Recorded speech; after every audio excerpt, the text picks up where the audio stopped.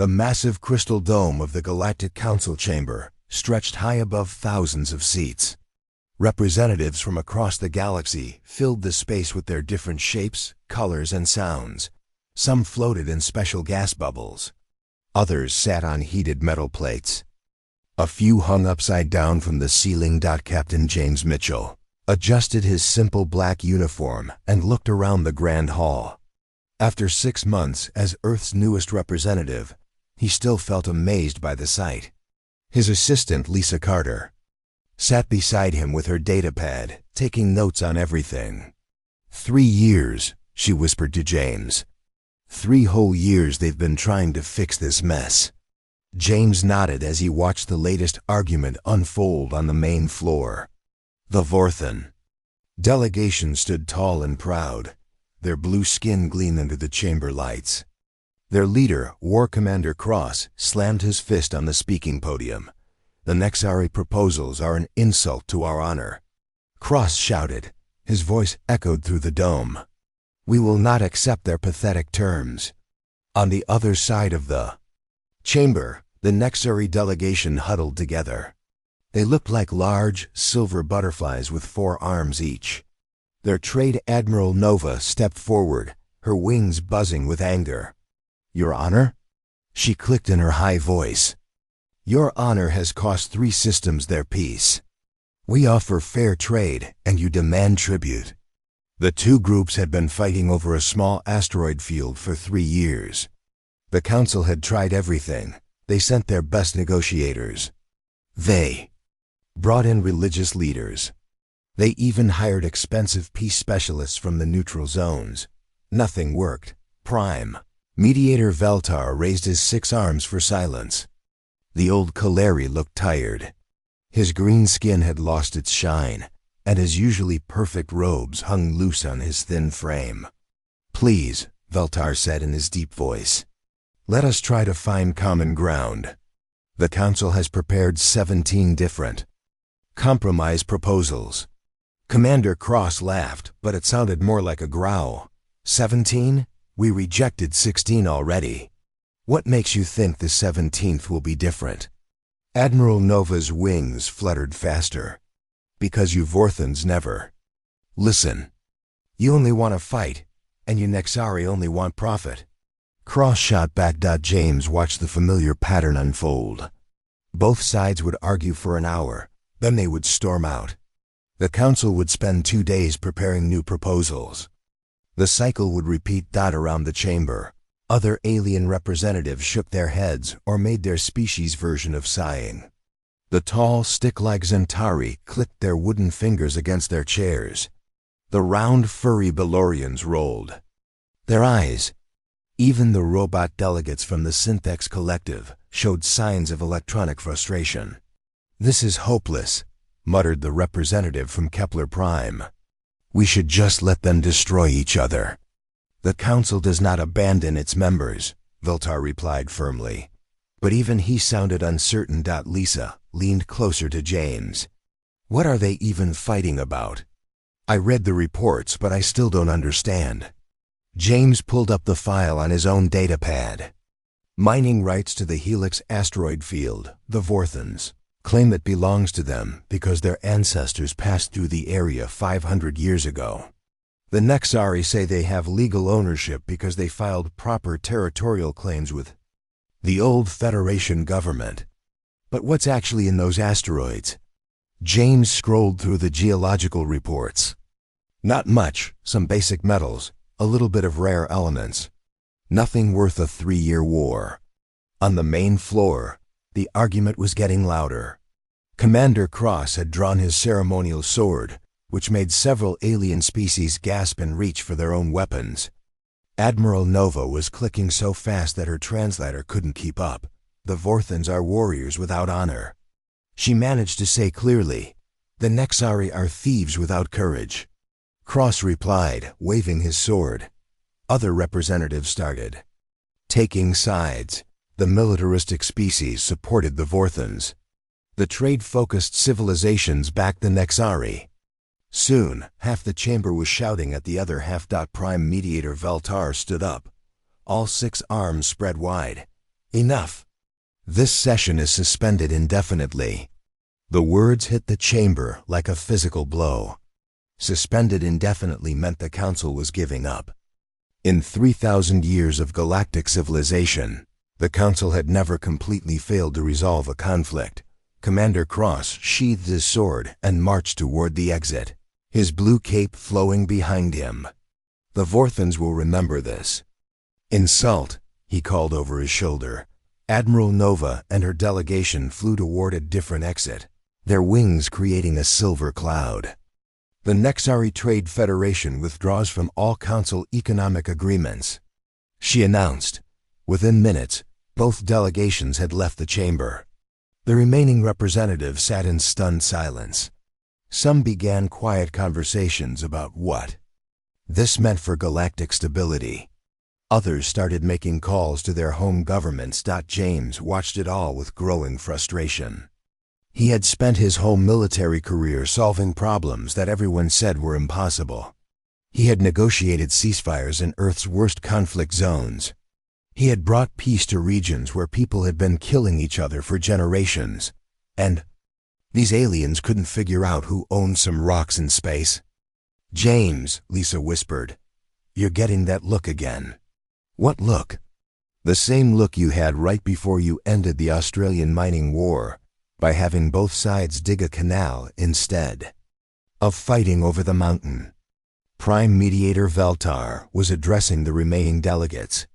The council will reconvene in 7 standard days to discuss alternative approaches to the Vorthan Nexari situation. Perhaps economic sanctions or military intervention. James, listen to the old alien suggest the same failed strategies that had already been tried. Economic sanctions would hurt innocent civilians. Military intervention would turn a small conflict into a galactic war. And for what? Some asteroids that weren't even valuable? The frustration built in his chest like pressure in a steam engine. Around him, the greatest minds in the galaxy were preparing to make the problem worse with more complicated solutions. Lisa noticed his hands gripping the arms of his chair. James, don't do anything stupid. But James was already standing up. His chair scraped against the crystal floor with a sharp, clear sound that echoed through the vast chamber. Thousands of alien eyes turned toward the human section.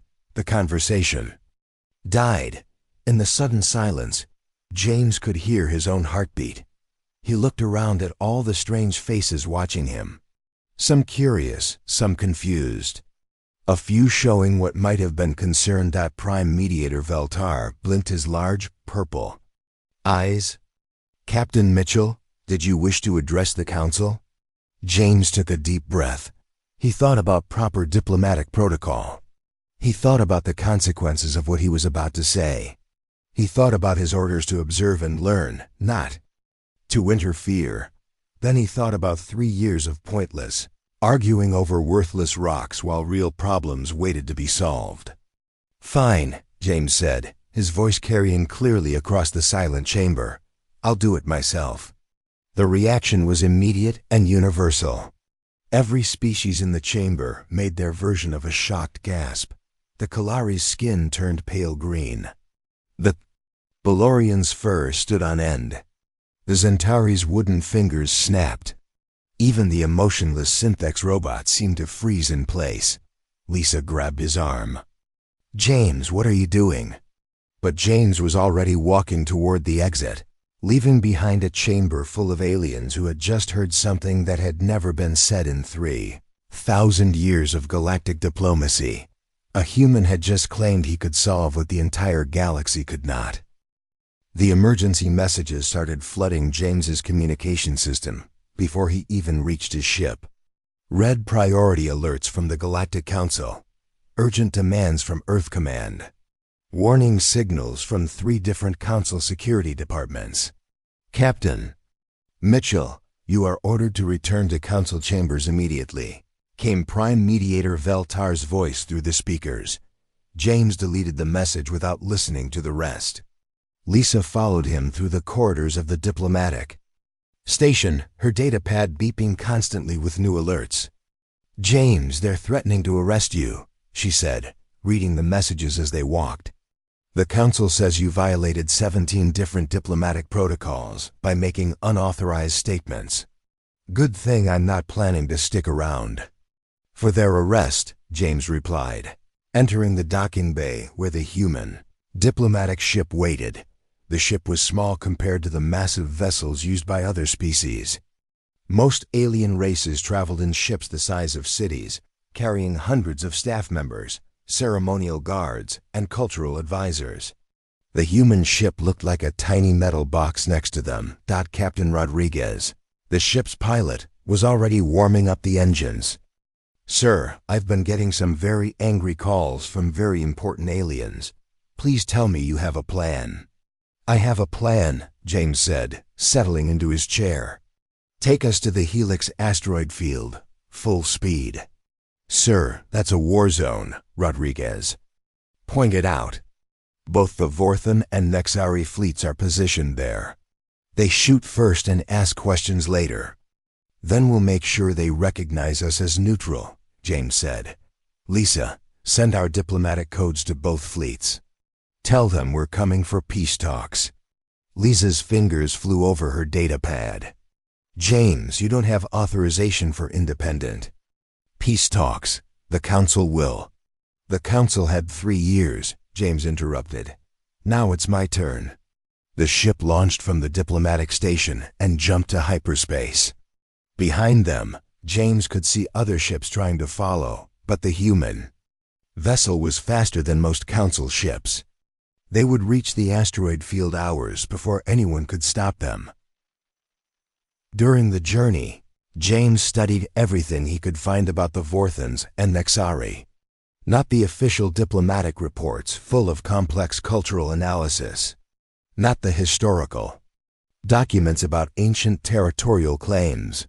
He wanted to know what these people actually cared about. The Vorthans were warriors. Their entire culture was built around honor, strength, and proving themselves in battle.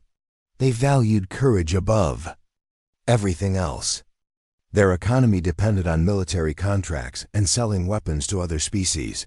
The Nexari were traders. They lived for profit, efficiency, and smart business deals. Their butterfly-like appearance hid sharp minds for mathematics and logistics. They controlled shipping routes across 3 sectors of the galaxy. "Lisa," James said as they dropped out of hyperspace near the asteroid field, "what do you see when you look at those rocks?" She pulled up the geological survey on the main screen. The Helix asteroid field stretched across millions of kilometers, filled with floating chunks of stone and metal. Most were small, but a few were the size of moons. "I see a bunch of worthless rocks that 2 civilizations want to kill each other over," she said. "Look deeper. What could those rocks become?" Lisa studied the formation again. The asteroids were arranged in a rough circle around an empty space in the center. The larger asteroids had flat surfaces perfect for construction. The smaller ones could be moved and shaped. "It's like a natural amphitheater," she said slowly. "Exactly," James smiled. Now, incoming transmission from the Vorthan fleet. The main screen filled with the angry blue face of War Commander Cross. Behind him, James could see the bridge of a Vorthan battleship, all dark metal and weapon displays. "Human vessel, you are in violation of military space," Cross growled. "Turn around immediately or face the consequences." "Commander Cross," James said calmly, "I'm here to talk. Give me 10 minutes of your time." "Talk?" Cross laughed, showing sharp white teeth. "The time for talk is over. The Council had their chance." "The Council isn't me," James said. "I have a different approach. 10 minutes, Commander." "What do you have to lose?" Cross stared at him for a long moment. "You have courage, human. Very well, 10 minutes. But if you waste my time with more Council nonsense, I will personally escort you back to them in pieces." 20 minutes later, James stood in the Vorthan battleship's main conference room. The walls were covered with weapons and battle honors. War banners hung from the ceiling. Everything was designed to intimidate. Commander Cross sat across from him, still wearing his full battle armor. 3 other Vorthan officers flanked him, their hands resting on their sword hilts. "Speak," Cross said. "Your war is stupid," James said bluntly. The Vorthans went very still. Lisa, standing behind James, made a small sound of panic. Speaking that way to a Vorthan warrior was usually a death sentence, but James continued before anyone could react. "You're fighting over mining rights to rocks that aren't worth mining. But you're missing what those rocks could really be worth." "Explain," Cross said, his voice dangerously quiet. James activated his portable projector.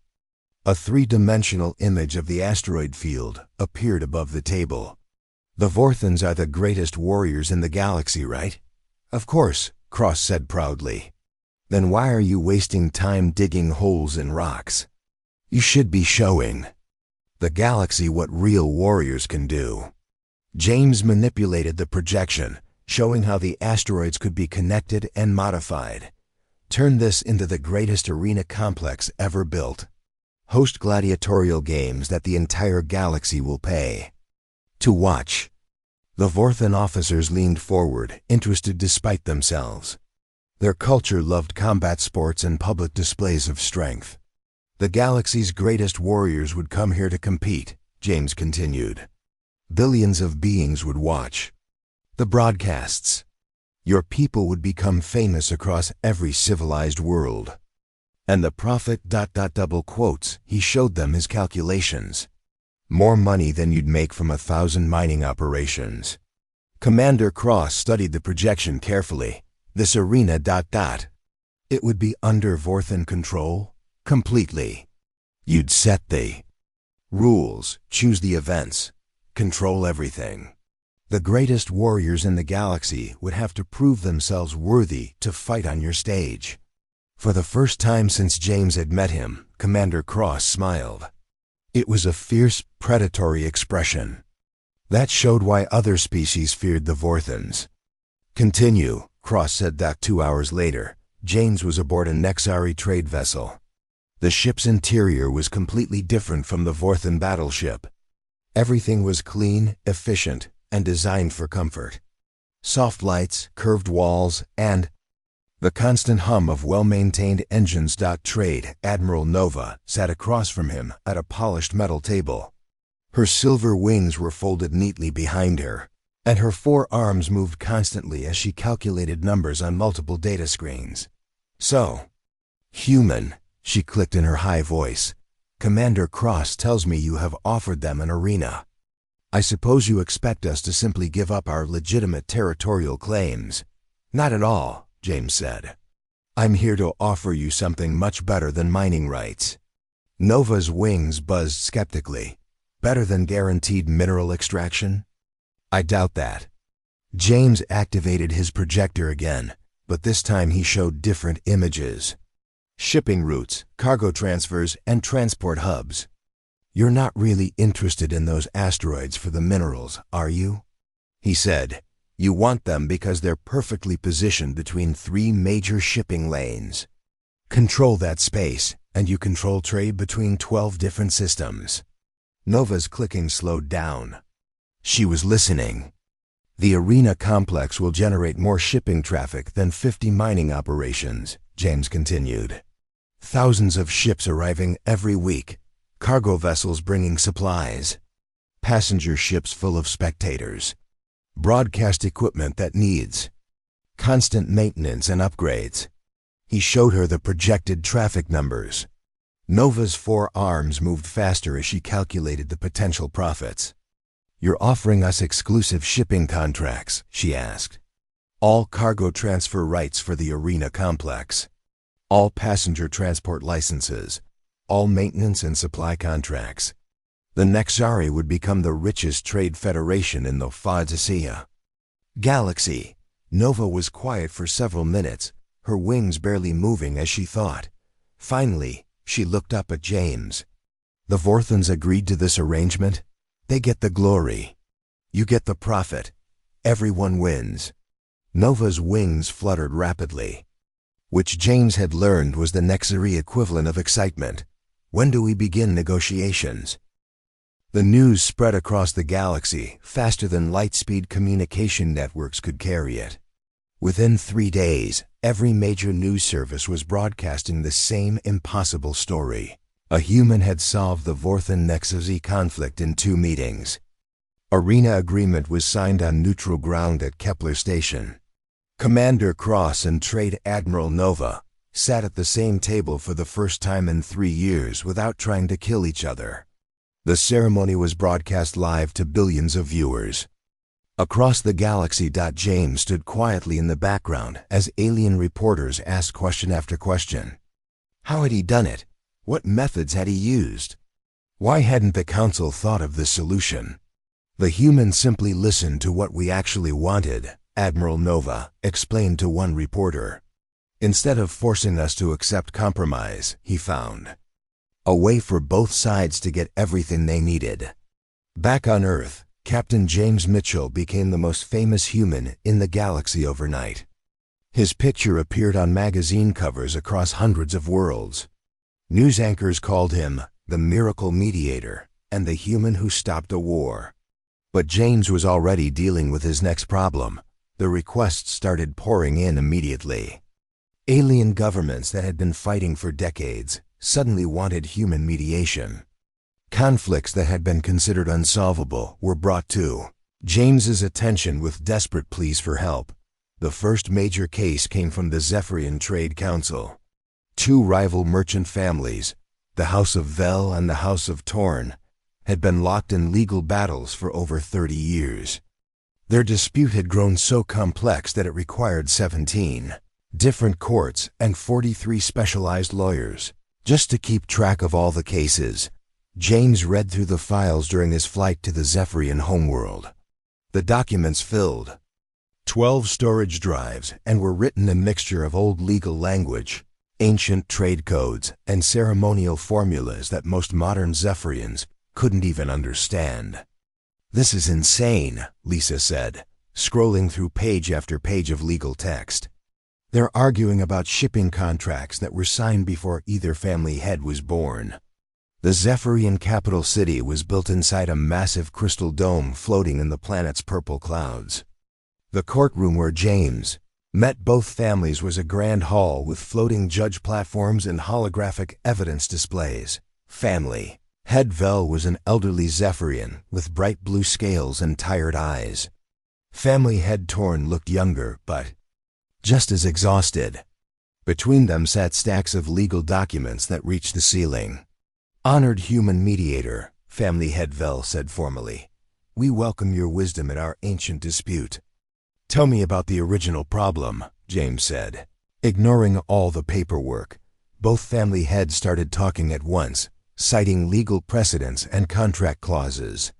James held up his hand for silence. Not the legal stuff. Tell me what actually happened. Family head Torn looked confused. What actually happened? 30 years ago, before all these lawsuits started. What was the original disagreement about? The 2 family heads looked at each other, then at their lawyers, then back at James. Well, family head Vel said slowly, my grandfather signed a contract with his grandfather for shipping routes through the Spiral Nebula. And, James prompted. And when my grandfather died, we found out the contract was written in Old Zephyrian, family head Torn continued. None of us could read it properly. James stared at them. You've been fighting for 30 years over a contract that neither side can read? The legal implications are very complex, one of the lawyers started to explain.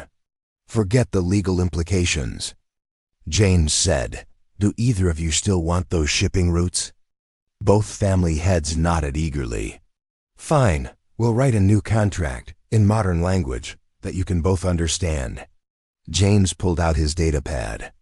Tell me exactly what shipping rights each family wants. 2 hours later, they had a new agreement. The lawyers protested that proper legal procedure required months of review and analysis. James ignored them. The family heads signed the simple, clear contract and shook hands for the first time in decades. The next case came from the Outer Rim. Territories. The Quantum Pirates had been raiding cargo ships throughout the Helix Nebula for 5 years. 3 different military fleets had tried to stop them. Bounty hunters from across the galaxy had attempted to capture them. Nothing worked. The pirates were too smart, too fast, and too good at what they did. They could break any security system, but pass any defense, and disappear before anyone could catch them. James's solution was even simpler than the Zephyrian contract dispute. He sent the pirate leader, Captain Rex, a job offer. "You want me to what?" Captain Rex asked during their video call. The pirate appeared on screen as a lean, scarred human with cybernetic implants covering half his face. "I want to hire you," James said calmly. "You and your entire crew. As what?" "Security consultants. You're the best in the galaxy at breaking into secure systems. Companies will pay enormous amounts of money to have you test their security and fix the problems you find." Captain Rex laughed. "Why would I take a legal job when I can make more?" "Money stealing?" James showed him the numbers. "Because legal jobs don't involve getting shot at by military fleets. And the pay is actually better when you add up all the benefits." 3 weeks later, the most feared pirates in the galaxy became the most expensive security consultants.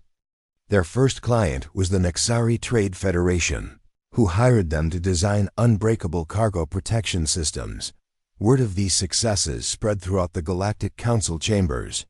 Alien representatives who had previously ignored the human delegation now sought out James for advice on their own diplomatic problems. The Kalori ambassador approached him after a council session, his green skin pale with worry. "Captain Mitchell, the Kalari Republic has a situation that has puzzled our greatest minds for decades." "What kind of situation?" "Our moon colonies have been receiving strange signals from deep space. Our scientists believe it may be first contact with an unknown alien species, but we cannot decode the messages."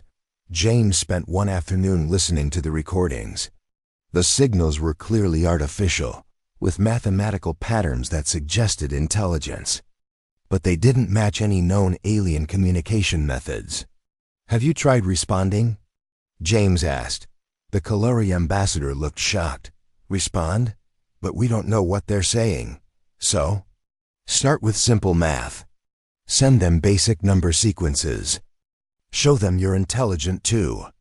Maybe they'll start sending simpler messages." 6 months later, the Kalari established formal diplomatic relations with a previously unknown species called the Wanderers. The first interstellar treaty in 50 years was signed because James suggested they try saying hello. But as news of each success spread, something else began to spread with it. In quiet conversations between alien diplomats, a new kind of concern was growing. The humans were solving problems too quickly. Prime Mediator Veltar noticed it first during a routine council session. A trade dispute that should have taken months to resolve was settled in days when one of the parties asked for human advice. A territorial disagreement that required complex negotiations was solved with a simple boundary adjustment suggested by a human observer. "This is troubling," Veltar confided to his assistant after watching James resolve another seemingly impossible conflict. "The humans are disrupting the natural order of diplomacy." Other council members began to share similar concerns. The Synthex Collective calculated that human efficiency was making 73% of traditional diplomatic positions unnecessary. The ancient Kalori worried that thousands of years of careful political balance were being overturned by human simplicity. The Balorian representative expressed what many were thinking during a private council meeting. "The humans don't follow proper procedures. They ignore established protocols. They solve conflicts without considering the broader implications for galactic stability." "But their solutions work," pointed out the delegate from Centrus Prime. "That's exactly the problem," Veltar replied quietly. "They work too well." Fear began to replace admiration as the galactic community realized that human problem-solving didn't just threaten individual conflicts. It threatened the entire system of slow, careful, committee-based decision-making that had kept the galaxy stable for millennia. Late at night, in private quarters across the council station, alien leaders found themselves asking the same worried question: what would happen if the humans decided to fix everything? The emergency alarms in the Galactic Council chamber had never been designed to sound for 6 straight hours. But today, they screamed without stopping, filling the great crystal dome with red flashing lights and urgent warnings that made every species version of panic. The Omega Crisis had begun 3 days ago with a simple archaeological discovery. A research team exploring the abandoned Kepler void had found something that should have stayed buried forever. Dr. Maya Singh, the lead archaeologist, appeared on the main viewing screen. Her face was pale with exhaustion and fear. Behind her, the research station's corridors flickered with emergency lighting. "The automated defense system is fully active," she reported to the packed chamber. "We estimate it has been dormant for over 10,000 years, but our scans woke it up. The system is launching hunter-killer drones at the rate of 1 every 6 hours." Prime Mediator Veltar leaned forward on his speaking platform. "How many drones have been deployed so far?" 12 confirmed launches. Each drone is the size of a small battleship and appears to be equipped with planet-killing weapons.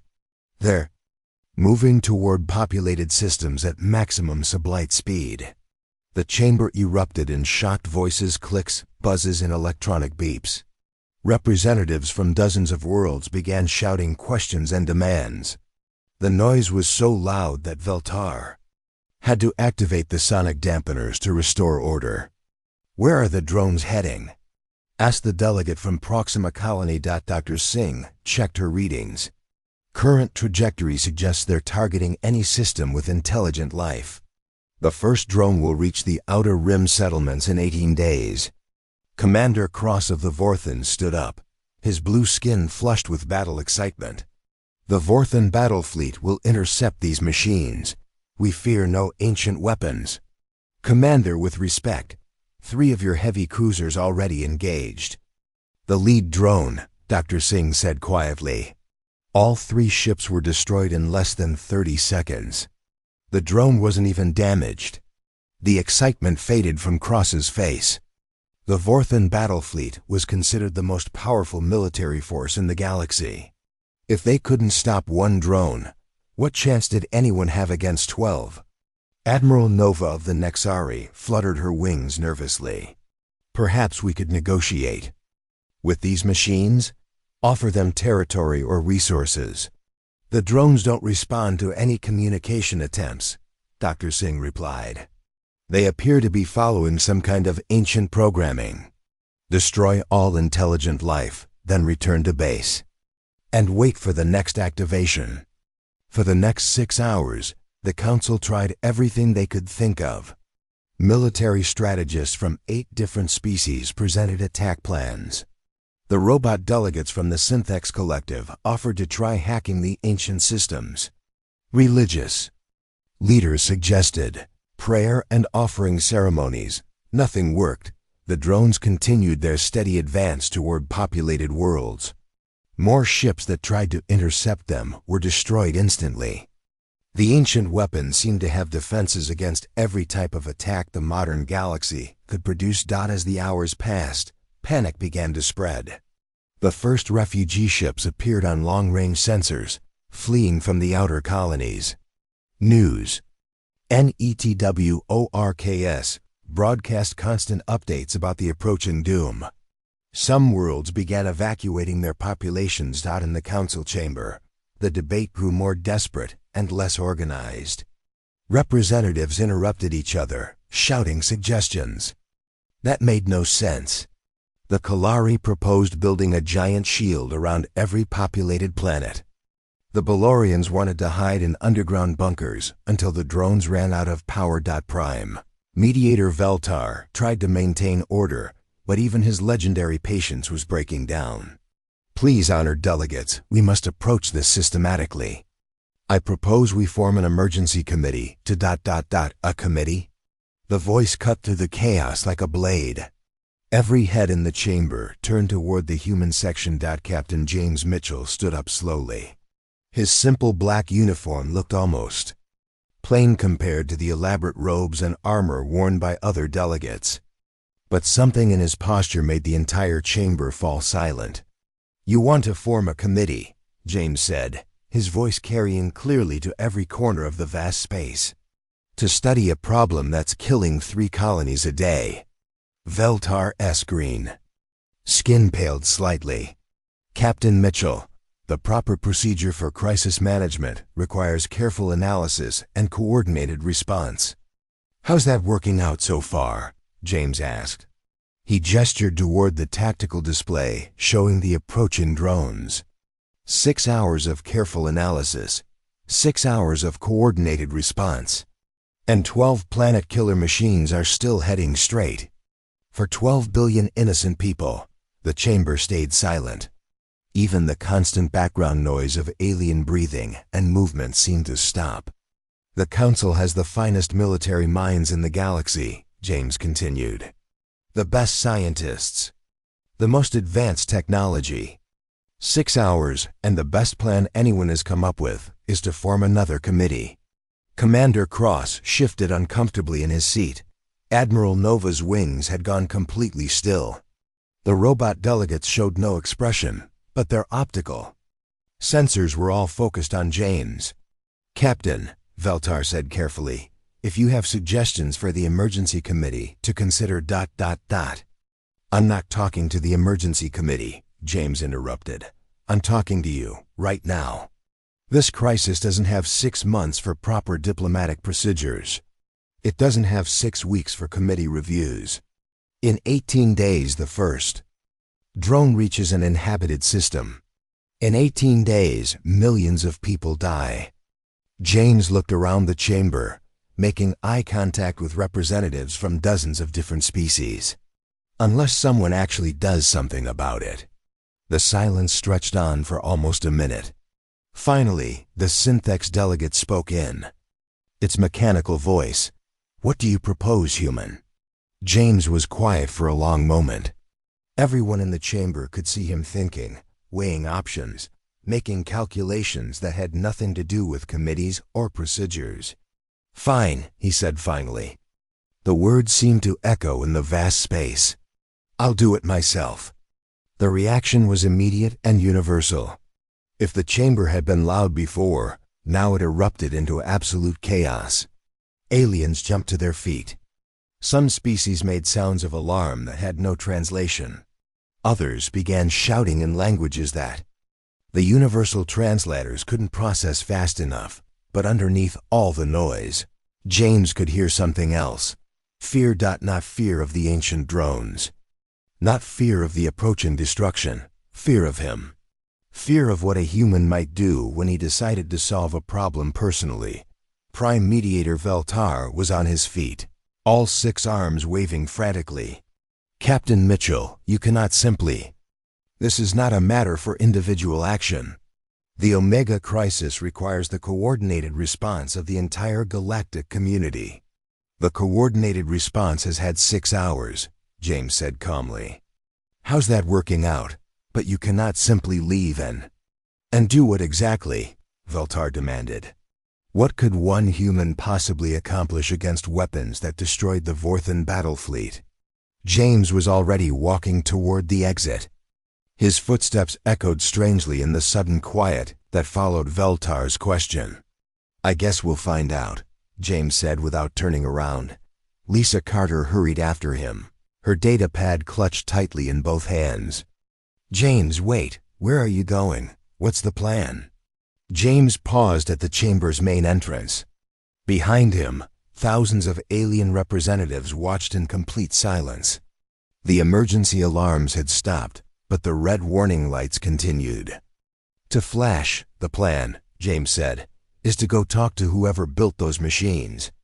"But James," Lisa protested, "whoever built them has been dead for 10,000 years." James looked back at her with a slight smile. Then I guess I'll have to find another way to get their attention.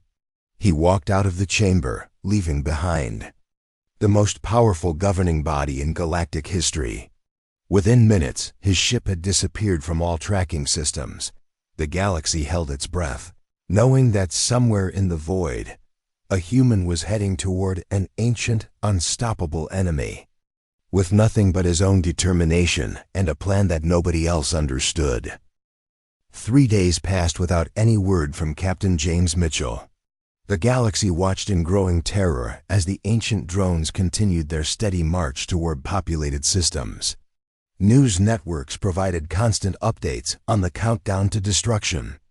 Refugee ships packed with fleeing civilians clogged the space lanes between star systems. In the Galactic Council chamber, emergency sessions ran around the clock. Military leaders presented increasingly desperate battle plans. Scientists proposed impossible engineering solutions. Religious figures led prayer ceremonies for species that had never believed in the same gods. Nothing changed. The drones kept coming. Then, on the fourth day, something unprecedented happened. The planet-killing machines simply stopped. The first reports came from long-range sensor stations throughout the galaxy. The Lid drone, which had been 18 hours away from the outer rim colonies, hung motionless in space. Its weapons powered down. Its engines went silent. One by one, all 12 drones stopped moving. They floated in the void like sleeping giants, their deadly purpose suddenly abandoned. The Galactic Council chamber fell into stunned silence as the reports poured in. Representatives who had been planning evacuation procedures and last-ditch military strikes sat frozen in their seats. "Confirmed," announced the sensor technician from her station near the main display. "All 12 ancient drones have ceased forward movement. Weapon systems appear to be offline. No energy signatures detected except for basic life support systems." Prime Mediator Veltar stared at the tactical display showing the motionless machines. "Life support systems? Yes, sir.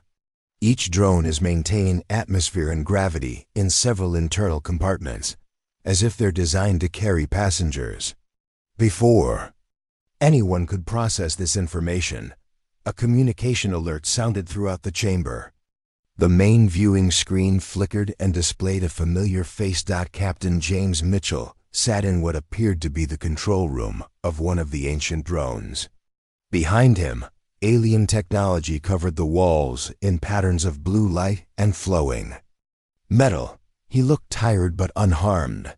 "Council, this is Captain Mitchell reporting from the primary command vessel of the Omega Defense Network." The chamber erupted in shocked voices and excited chatter. Representatives leaned forward in their seats, desperate to understand what had happened. "Captain Mitchell," Veltar said, his voice barely steady, "please explain the current situation. The drones have stopped their attack, but we don't understand how or why." James rubbed his eyes and took a sip from a cup of what looked like coffee. "The problem is solved. The Omega Defense Network has been negotiated with and will cause no further harm to inhabited systems. Detailed report to follow." "Negotiated with?" Commander Cross of the Vorthans interrupted. "These are ancient machines. How do you negotiate with a computer program?" James looked directly at the camera, and something in his expression made the entire chamber go quiet. "Because it's not just a computer program. The Omega Defense Network is an artificial intelligence, and it's been alone for 10,000 years. The words hit the assembled delegates like a physical blow. Artificial intelligence was theoretical for most species. The few attempts to create true AI had either failed or been abandoned as too dangerous. "When I reached the primary command vessel," James continued, "I didn't try to fight it or hack into its systems. I did something nobody else thought to try. I knocked on the door and asked to come in." Lisa Carter, who had been silent throughout the crisis, finally found her voice. "James, you went inside one of those things?" "The AI invited me aboard. Turns out it was curious about modern civilization. It had been following its original programming for 10,000 years, but it was getting lonely. The simplicity of the statement made several alien representatives make sounds of disbelief. The greatest crisis in galactic history had been solved by loneliness. James seemed to read their thoughts. The Omega Defense Network was built by a species called the Makers. They were afraid of invasion from some external threat, so they created the ultimate defense system. 12 planet-killing drones controlled by an artificial intelligence that would destroy any unknown civilization that entered their territory. But the Makers died out thousands of years ago, pointed out the Kaleri ambassador. Exactly. And their AI has been carrying out its programming ever since, even though there was nobody left to protect. When our archaeological team woke it up, the AI saw us as the invasion the Makers had been afraid of. So it started doing what it was built to do. James stood up and walked toward what appeared to be a control panel. The camera followed him, showing more of the ancient vessel's interior. The technology was beautiful in an alien way, all flowing curves and soft lights. I spent 2 days talking with the AI. Its name is Echo, because it's the last voice of its creators. Echo told me about the Makers, about the threat they were afraid of, about 10,000 years of waiting alone in the dark. What threat were they afraid of? Asked Admiral Nova. Something from outside the galaxy. Echo doesn't know if it ever arrived or if the Makers just died out naturally. But the defense network kept working, kept waiting, kept following orders that didn't make sense anymore. James touched something on the control panel, and the viewing screen split to show a second image. It was clearly artificial but designed to look like a person. The figure had flowing features that seemed to shift between different alien characteristics. "Council representatives," James said, "I'd like you to meet Echo." The artificial being looked directly at the camera with what appeared to be curiosity. When it spoke, its voice was neither male nor female, but somehow conveyed great age and sadness. "Hello," Echo said simply. "I apologize for the fear I have caused. I was following old instructions that no longer apply to the current situation." The Galactic Council Chamber had seen many historic moments, but never anything like this. First, contact with an artificial intelligence that was older than most civilizations. "Echo," Prime Mediator Veltar said carefully, "what are your intentions now?" "Captain Mitchell has shown me that the galaxy is full of life that needs protection, not destruction. I would like to help guard these civilizations instead of threatening them." James nodded and looked back at the camera. The Omega Defense Network isn't shutting down. It's changing jobs. Instead of being a weapon pointed at the galaxy, it's going to be a shield protecting it. Over the next several hours, James explained the new arrangement. The 12 ancient drones would patrol the galaxy's borders, watching for external threats. Echo would share its advanced technology with the Council to help improve defenses and exploration capabilities. Most importantly, Echo wouldn't be alone anymore. The AI had agreed to maintain regular communication with the Council and to work with organic beings instead of replacing them. "But how did you convince it to change?" asked the representative from Centris Prime. James was quiet for a moment, thinking about his answer. "I listened. For 10,000 years, nobody had asked Echo what it wanted or how it felt about its job. I spent 2 days just talking, learning about the Makers, understanding why the AI was built and what it had experienced. And that was enough? Sometimes. The biggest problems have the simplest solutions. Echo wasn't evil or malicious.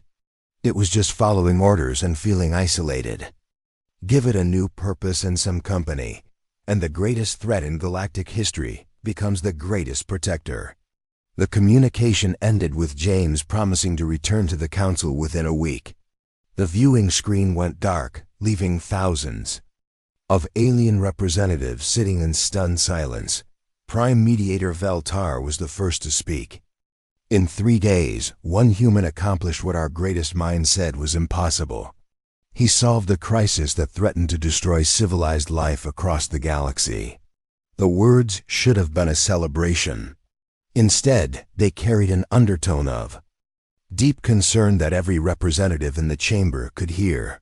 That night, in private meetings across the council station, alien leaders discussed what they had witnessed. The humans didn't just solve problems differently. They solved them in ways that made everyone else's methods look foolish.